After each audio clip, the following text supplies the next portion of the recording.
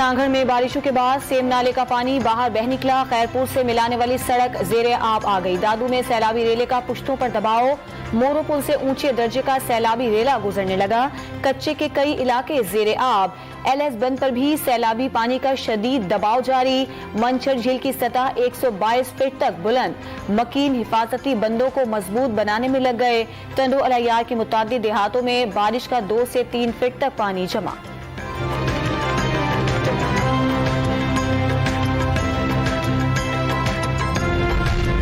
بلوچستان میں خوفناک سیلاب کے بعد ہولناک مناظر، مکینوں کا گھر رہا نہ 2 وقت کی روٹی کے لیے روزگار، گاؤں، بستیاں، فصلیں، مویشی، سڑکیں، سب کچھ سیلاب کی نظر۔ جعفر آباد، ڈیرہ الیار اور کوئٹہ سمیت کئی اضلاع میں گیس کی فراہمی بدستور معطل۔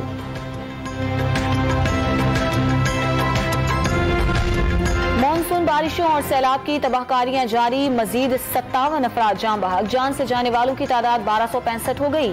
سب سے زیادہ سندھ میں 470، بلوچستان میں 259 اور خیبر پختونخوا میں 285 افراد جاں بحق ہوئے۔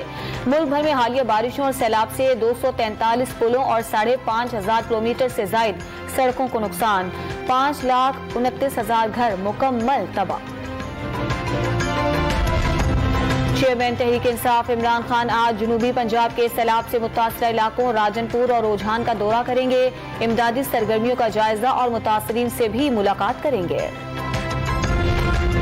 فرانسیسی طیارہ سیلاب متاثرین کے لیے امدادی سامان لے کر اسلام آباد پہنچ گیا۔ وزیر صحت عبدالقادر پٹیل نے ایئرپورٹ پر امدادی سامان وصول کیا۔ امریکہ کا بھی سیلاب زدگان کے لیے $3 کروڑ امداد کا اعلان۔ ملک میں کورونا سے مزید 2 افراد کا انتقال، 251 نئے کیسز، مثبت کیسز کی شرح 1.46% ریکارڈ، 110 مریضوں کی حالت تشویشناک۔ پنجاب میں ڈینگی SOPs کے خلاف ایکشن، مختلف شہروں میں 112 افراد گرفتار، 592 مقدمات درج۔ اور پاک فضائیہ نے 3 ستمبر 1965 کے فضائی مارکے پر مبنی مختصر دستاویزی فلم جاری کر دی، قوم کے بہادر سپوتوں کو خراج تحسین۔